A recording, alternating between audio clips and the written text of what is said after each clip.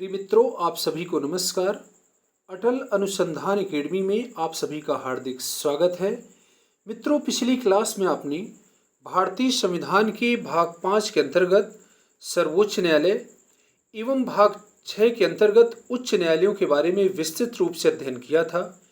यदि आपने अभी तक पिछले वीडियो को नहीं देखा है तो जरूर देखिएगा। मित्रों, आज के इस वीडियो में आप भारतीय संविधान की भाग 14 के अंतर्गत संघ और राज्यों के अधीन सेवाओं के बारे में सीखेंगे। तो आइए वीडियो की शुरुआत करते हैं। भारतीय संविधान की भाग 14 के अंतर्गत संघ और राज्य के अधीन सेवाओं की व्यवस्था की गई है। इस अध्याय में आपको संघ लोक सेवा आयोग, संयुक्त लोक सेवा आयोग एवं राज्य लोक सेवा आयोग के बारे में अध्ययन करना है। यहाँ पर पहला महत्वपूर्ण पॉइंट है, कंपनी के शासनकाल में भारत में लोक सेवकों का चयन यहाँ पर डेली बेरी लिखा हुआ है, हेली बेरी है, हेली बेरी कॉलेज की एक चयन समिति तथा बोर्ड ऑफ डायरेक्टर्स के द्वारा किया जाता था। 1854 में लॉर्ड मैकाले की अध्यक्षता में एक कमेटी गठित की गई जिसका नाम था the committee on Indian civil services. इस कमेटी ने लोक सेवकों की नियुक्ति प्रतियोगी परीक्षा के आधार पर कराने का पहली बार सुझाव दिया था। लॉर्ड मैकाले की अध्यक्षता वाली कमेटी ने पहली बार सुझाव दिया था कि लोक सेवकों की नियुक्ति प्रतियोगी परीक्षा के आधार पर कराई जाए। मैकाले के सुझाव के आधार पर भारतीय सिविल सेवा की पहली प्रतियोगी परीक्षा 16 जुलाई 1855 को लंदन में आयोजित की गई। मैकाले ने प्रतियोगिता की आयु सीमा 18 से 23 वर्ष निर्धारित कर दिया था कि प्रतियोगिता की जो न्यूनतम आयु है वो 18 से लेकर के 23 वर्ष के बीच में होगी। 1877 में न्यूनतम आयु सीमा को घटाकर 17 वर्ष कर दिया गया। भारत में सिविल सर्विस में प्रवेश की आयु घटाने के विरोध में एक प्रबल आंदोलन सुरेंद्र नाथ बनर्जी के नेतृत्व में किया गया था। 1886 में वायसराय लॉर्ड डफरिन द्वारा गठित एचिसन आयोग ने सिविल सेवा परीक्षा में न्यूनतम आयु को बढ़ाने तथा परीक्षा भारत और इंग्लैंड में एक साथ कराए जाने का सुझाव दिया था, किंतु परीक्षा में बैठने की अधिकतम आयु 23 वर्ष करने का सुझाव दिया था। तो यहाँ पर आप देख रहे हैं कि एचिसन आयोग ने भारत एवं इंग्लैंड में एक साथ इस परीक्षा को कराए जाने का सुझाव दिया था। तत्पश्चात 1912 में इस्लिंगटन आयोग ने अपनी रिपोर्ट में सिविल सेवा के लिए प्रतियोगी परीक्षा भारत तथा इंग्लैंड में एक साथ लेने का सुझाव दिया। भारतीय शासन अधिनियम 1919 मॉन्टेग्यू चेम्सफोर्ड सुधार जिसे कहा जाता है में सिविल सेवा परीक्षा एक साथ इंग्लैंड और भारत में लेने का निर्णय लिया गया। साथ ही सिविल सेवा के उच्च पदों में 1/3 पदों पर भारतीयों को नियुक्त किए जाने का निर्णय लिया गया। 1922 में प्रथम बार सिविल सेवा की परीक्षा एक साथ लंदन एवं इलाहाबाद में आयोजित की गई थी। 1922 में सुझाव तो पहले से मिलते रहे, लेकिन पहली बार 1922 में परीक्षा सिविल सेवा परीक्षा जब आयोजित हुई तो लंदन और इलाहाबाद में एक साथ आयोजित की गई थी। भारतीय शासन अधिनियम 1919 द्वारा सिविल सेवकों को व्यवस्थित रूप प्रदान किया गया। वे सेवाएं जो भारत को केंद्र सरकार के प्रत्यक्ष नियंत्रण में थी उन्हें केंद्रीय सेवाएं नाम दिया गया। इन सेवाओं में नियुक्ति गवर्नर जनरल द्वारा की जाती थी। इंपीरियल सेवाओं को अखिल भारतीय सेवाओं का नाम दिया गया। इनकी नियुक्ति भारत का जो मंत्री होता था, भारत के मंत्री के द्वारा की जाती थी, भारत मंत्री। तीसरे प्रकार की सेवाएं प्रांतीय सेवाएं थी जिनका नामकरण अपने अपने प्रांतों के अनुसार किया गया था। ली आयोग के सुझाव के आधार पर प्रथम बार लोक सेवा आयोग की स्थापना केंद्रीय लोक सेवा आयोग के रूप में 1826 में की गई थी।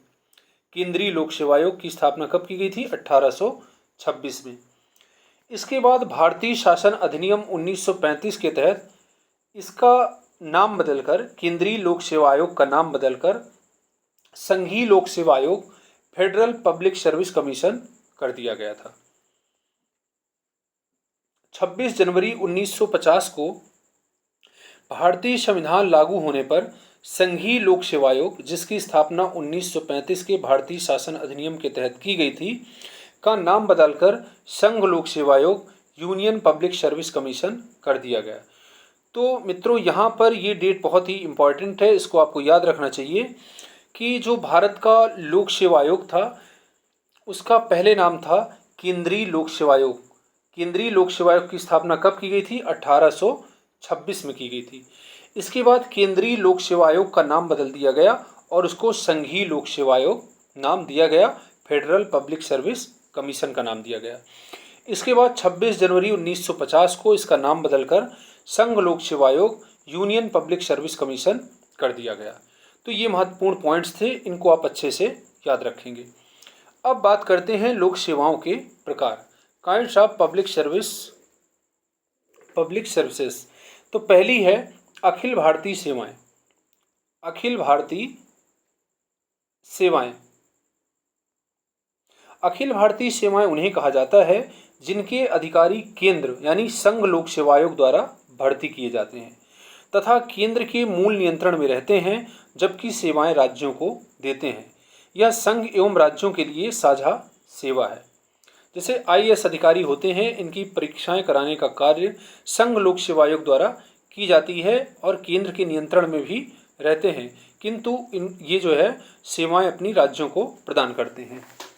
इसके बाद अनुच्छेद 312 के तहत अखिल भारतीय सेवाओं का प्रावधान किया गया है। अनुच्छेद 312 में 2 अखिल भारतीय सेवाओं का उल्लेख किया गया था। कितनी? 2 अखिल भारतीय सेवाओं का उल्लेख अनुच्छेद 312 में किया गया था।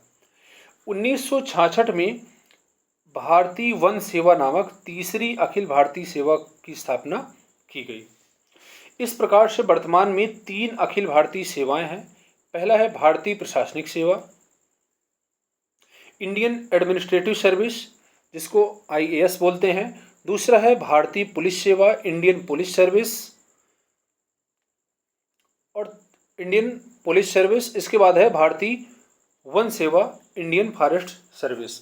तो इस प्रकार से वर्तमान समय में 3 प्रकार की अखिल भारतीय सेवाएं कार्य कर रही हैं। इसके बाद नई अखिल भारतीय सेवाओं के गठन का अधिकार संसद को है। अनुच्छेद 312 के अनुसार यदि राज्यसभा उपस्थित और मत देने वाले सदस्यों के 2/3 बहुमत से संकल्प द्वारा यह घोषित कर देती है कि राष्ट्रीय हित में ऐसा करना आवश्यक है, तो संसद विधि द्वारा एक या अधिक अखिल भारतीय सेवाओं के सृजन का उपबंध कर सकती है। इसके बाद है केंद्रीय या संघीय सेवाएं। केंद्रीय सेवाएं पूर्णतः केंद्र के अधीन राष्ट्रीय स्तर की सेवाएं होती हैं। इनके सदस्यों की नियुक्ति भी केंद्र सरकार द्वारा की जाती है। ये अपनी सेवाएं सिर्फ केंद्र सरकार को ही प्रदान करते हैं।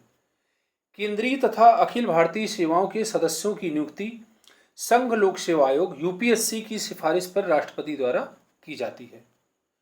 राज्यों की लोक सेवाएं, पब्लिक सर्विस ऑफ स्टेट्स, संघ लोक सेवा आयोग के अतिरिक्त राज्य सरकार के अधीन काम करने वाले अन्य कर्मचारी राज्य की लोक सेवा के सदस्य होते हैं।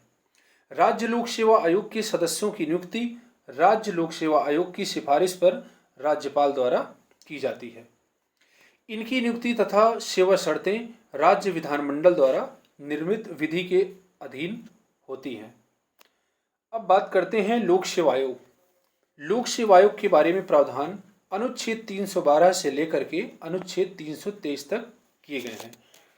तो पहले हम लोक सेवा आयोग से संबंधित कुछ महत्वपूर्ण अनुच्छेद को देखेंगे। पहला है अनुच्छेद 315, संघ तथा राज्यों के लिए लोक सेवा आयोग की व्यवस्था की गई है। अनुच्छेद 316, सदस्यों की नियुक्ति तथा कार्यकाल। अनुच्छेद 317, सदस्यों की बर्खास्तगी तथा निलंबन। इसके बाद आता है अनुच्छेद 318, आयोग के सदस्यों एवं कर्मचारियों की सेवा शर्तें संबंधी नियम बनाने की संसद की शक्ति। अनुच्छेद 319 आयोग के सदस्यों द्वारा सदस्यता समाप्ति के पश्चात पद पर बने रहने पर रोक। इसके बाद अनुच्छेद 320 लोक सेवा आयोग के कार्य। अनुच्छेद 321 लोक सेवा आयोग के कार्यों को विस्तारित करने की शक्ति। अनुच्छेद 322 लोक सेवा आयोग का खर्च और अनुच्छेद 323 लोक सेवा आयोग का प्रतिवेदन। तो इन सभी महत्वपूर्ण अनुच्छेदों को आप याद रखेंगे। सभी भूल जाएं तो कोई बात नहीं, लेकिन अनुच्छेद 315 आप याद रखेंगे। अनुच्छेद 315 में संघ लोक सेवा आयोग के गठन, संघ एवं राज्य लोक सेवा आयोग के गठन का प्रावधान किया गया है और ये असिस्टेंट प्रोफेसर परीक्षा में पूछा भी जा चुका है। तो लोक सेवा आयोग पहला पॉइंट है, संघ व राज्यों के लिए लोक सेवकों की नियुक्ति करने के उद्देश्य से एक स्वतंत्र संवैधानिक निकाय के रूप में लोक सेवा आयोग के गठन का प्रावधान किया गया है। संविधान के अनुच्छेद 315 के तहत लोक सेवा आयोग के गठन के संबंध में यह प्रावधान है कि संघ सरकार के लिए संघ लोक सेवा आयोग, यूनियन पब्लिक सर्विस कमीशन और प्रत्येक राज्य के लिए एक राज्य लोक सेवा आयोग, स्टेट पब्लिक सर्विस कमीशन होगा। इसके बाद 2 या 2 से अधिक राज्य चाहे तो संसद विधि द्वारा संयुक्त रूप से लोक सेवा आयोग का गठन कर सकती है। तो 2 या 2 से अधिक राज्यों के लिए संयुक्त लोक सेवा आयोग का गठन किया जा सकता है, किंतु इसके लिए प्रत्येक संबंधित राज्य के विधानमंडल द्वारा इस आशय का संकल्प पारित किया जाना चाहिए। मान लीजिए कोई 2 राज्य हैं, वो चाहते हैं कि हम संयुक्त लोक सेवा आयोग बनाएं, तो संसद से वो जो है प्रार्थना करेंगे, तो संसद नियम बना करके उन राज्यों के लिए जो प्रार्थना करेंगे संयुक्त लोक सेवा आयोग का गठन करेगी। इसके अतिरिक्त किसी राज्य के राज्यपाल के अनुरोध पर तथा राष्ट्रपति की पूर्व सहमति से संघ लोक सेवा आयोग उस राज्य के लिए भी कार्य कर सकता है। जैसे कोई राज्य है, वो चाहता है कि उस राज्य से संबंधित सेवाओं की नियुक्ति संघ लोक सेवा आयोग द्वारा किया जाए, तो उसकी नियुक्ति जो है संघ लोक सेवा आयोग के द्वारा ही की जाती है। प्रतियोगिता परीक्षाएं भी उस राज्य की लोक सेवा आयोग के लिए संघ लोक सेवा आयोग द्वारा ही कराई जाती हैं, जैसे राजस्थान की बात करते हैं।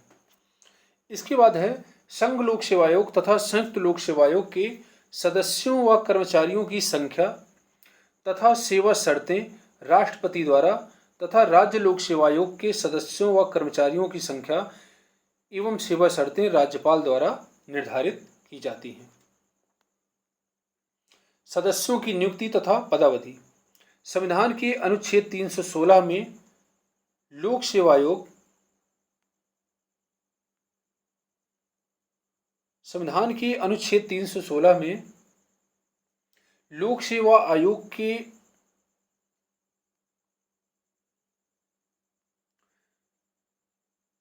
तहत संघ लोक सेवा आयोग तथा संयुक्त लोक सेवा आयोग के अध्यक्ष तथा सदस्यों की नियुक्ति राष्ट्रपति करता है, जबकि राज्य लोक सेवा आयोग के अध्यक्ष एवं सदस्यों की नियुक्ति राज्यपाल करता है। यहाँ पर आप इनको याद रखेंगे। इसके बाद है संघ लोक सेवा आयोग का अध्यक्ष तथा सदस्य पद ग्रहण करने की तिथि से 6 वर्ष या 65 वर्ष की आयु तक अपने पद धारण करता है।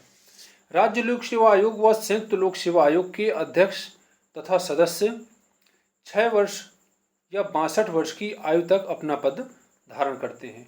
तो संघ लोक सेवा आयोग की जब बात करते हैं, यहाँ पर 6 वर्ष या 65 वर्ष की आयु तक अपना पद धारण करते हैं। संयुक्त लोक सेवा आयोग एवं राज्य लोक सेवा आयोग के अध्यक्ष तथा सदस्य 62 वर्ष की आयु तक अपना पद धारण करते हैं। इसके बाद संघ लोक सेवा आयोग व संयुक्त लोक सेवा आयोग के सदस्य राष्ट्रपति को व राज्य लोक सेवा आयोग का सदस्य राज्यपाल को कभी भी अपना त्यागपत्र दे सकता है। किसी लोक सेवा आयोग का कोई सदस्य अपनी पदावधि की समाप्ति पर पुनर्नियुक्ति हेतु पात्र नहीं होता है। एक बार कार्यकाल खत्म हो जाने के बाद उसको दोबारा नहीं नियुक्त किया जाता है। सदस्यों का पद से हटाया जाना। संविधान के अनुच्छेद 17 में लोक सेवा आयोग के सदस्यों को हटाने के बारे में प्रावधान किया गया है। अनुच्छेद 317 के अनुसार लोक सेवा आयोग के अध्यक्ष या किसी सदस्य को केवल कदाचार मिसबिहेवियर के आधार पर ही राष्ट्रपति के आदेश द्वारा उसके पद से हटाया जा सकता है।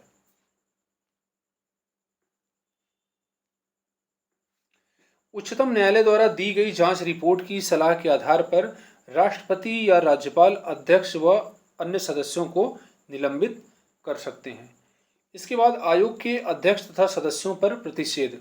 संविधान के अनुच्छेद 319 के तहत संघ तथा राज्य लोक सेवा आयोग के अध्यक्ष एवं सदस्यों पर निम्नलिखित प्रावधान किए गए हैं। पहला है, संघ लोक सेवा आयोग का अध्यक्ष भारत सरकार या किसी राज्य सरकार के अधीन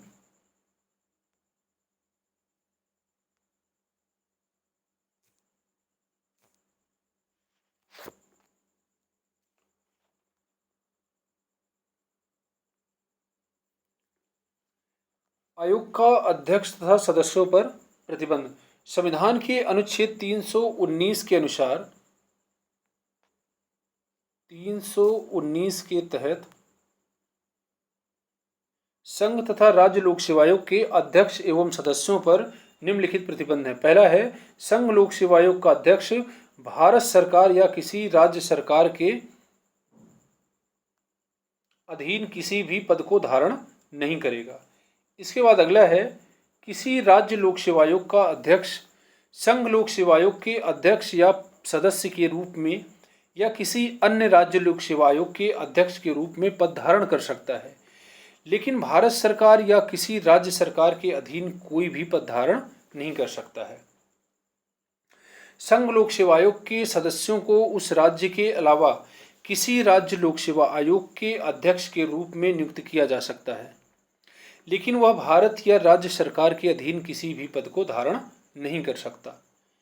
इसके बाद है, किसी राज्य लोक सेवा आयोग के सदस्यों को संघ लोक सेवा आयोग के अध्यक्ष या किसी सदस्य के रूप में अथवा उसी या किसी अन्य लोक सेवा आयोग के अध्यक्ष के रूप में नियुक्त किया जा सकता है, लेकिन उसे भारत सरकार या किसी राज्य की सरकार के अधीन किसी पद पर नहीं नियुक्त किया जा सकता है।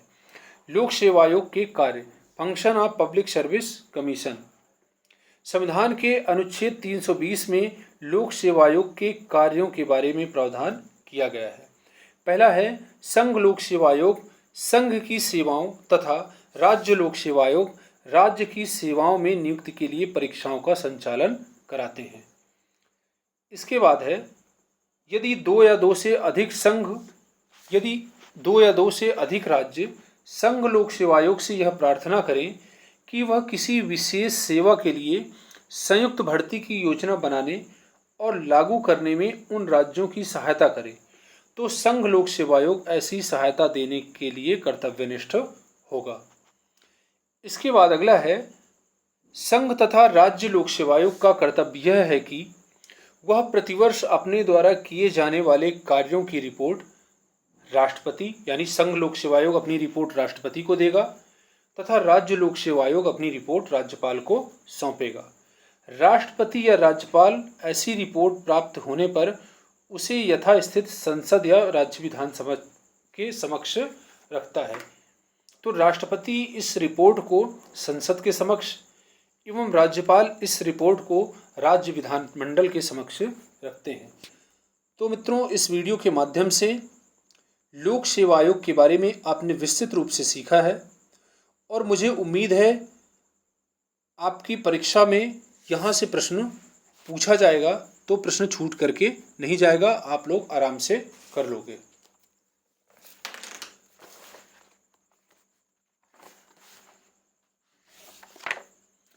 इसके बाद एक बार संक्षेप में आप इसको देखें। पहला है,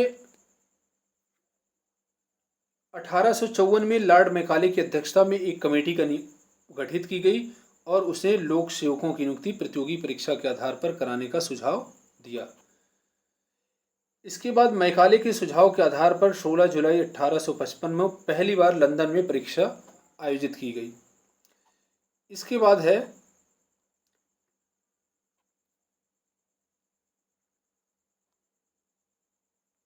1922 में प्रथम बार सिविल सेवा की परीक्षा भारत एवं लंदन में एक साथ आयोजित की गई।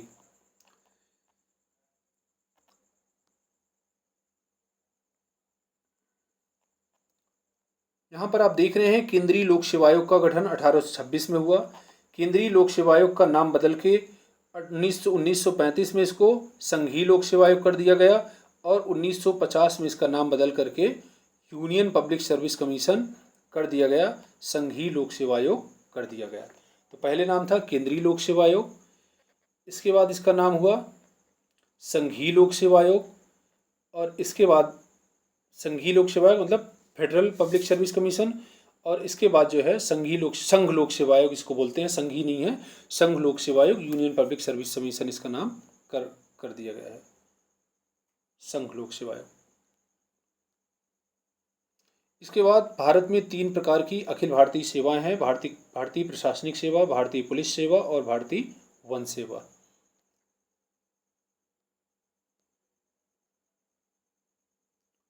अगर सदस्यों के कार्यकाल की बात की जाए तो संघ लोक सेवा आयोग के सदस्यों का कार्यकाल 6 वर्ष या 65 वर्ष की आयु तक होता है, जबकि राज्य लोक सेवा आयोग एवं संयुक्त लोक सेवा आयोग के सदस्यों को कार्यकाल 6 वर्ष या 62 वर्ष की आयु तक जो भी पहले होता है। यहाँ पर ध्यान देना है, संघ लोक सेवा आयोग अपनी रिपोर्ट जो है राष्ट्रपति को सौंपता है और राष्ट्रपति इस रिपोर्ट को संसद के पटल पर रखते हैं। ऐसे राज्य लोक सेवा आयोग अपनी रिपोर्ट राज्यपाल को सौंपता है और राज्यपाल अपनी रिपोर्ट विधान सभा पर रखते हैं। तो प्रतियोगी परीक्षाओं में कुछ महत्वपूर्ण प्रश्न भी पूछे गए हैं, तो आइए इन प्रश्नों को देखते हैं। हो सकता है आपसे प्रश्न असिस्टेंट प्रोफेसर भर्ती परीक्षा में भी पूछ लिया जाए। पहला प्रश्न है, भारत के संविधान में निम्न में से किस अनुच्छेद के तहत संघ लोक सेवा आयोग और राज्य लोक सेवा आयोगों का प्रावधान किया गया है? तो इसका साधारण सा आंसर है अनुच्छेद 315। इसके बाद है, संघ लोक सेवा आयोग अपना वार्षिक रिपोर्ट किसको देता है? तो इसका आंसर है राष्ट्रपति को। राज्य लोक सेवा आयोग अपना वार्षिक रिपोर्ट किसको देता है? तो इसका आंसर है राज्यपाल को। 2 या 2 से अधिक राज्यों के लिए संयुक्त लोक सेवा आयोग की नियुक्ति, संयुक्त लोक सेवा आयोग के अध्यक्ष की नियुक्ति कौन करता है? तो इसका आंसर है भारत के राष्ट्रपति के द्वारा की जाती है। राज्य लोक सेवा आयोग का अध्यक्ष किसके द्वारा नियुक्त किया जाता है? तो इसका आंसर है राज्य के राज्यपाल के द्वारा। राज्य लोक सेवा आयोग के सदस्यों की नियुक्ति किसके द्वारा की जाती है? तो इसका आंसर है राज्यपाल। संविधान के किस अनुच्छेद के तहत लोक सेवा आयोग के सदस्य को हटाया जा सकता है? तो इसका आंसर है अनुच्छेद 317 के तहत। राज्य लोक सेवा आयोग के व्यय किस निधि पर भारित होते हैं? तो राज्य लोक सेवा आयोग के सदस्यों को जो व्यय होता है वो उस राज्य की संचित निधि पर भारित होता है। तो इस प्रकार से आज के लिए बस इतना ही। मिलते हैं नेक्स्ट वीडियो में। पूरा वीडियो देखने के लिए बहुत बहुत सा धन्यवाद। यदि वीडियो आपको अच्छा लगा है तो वीडियो को लाइक करिए, सब्सक्राइब करिए व अधिक से अधिक लोगों के बीच में शेयर करिए। धन्यवाद।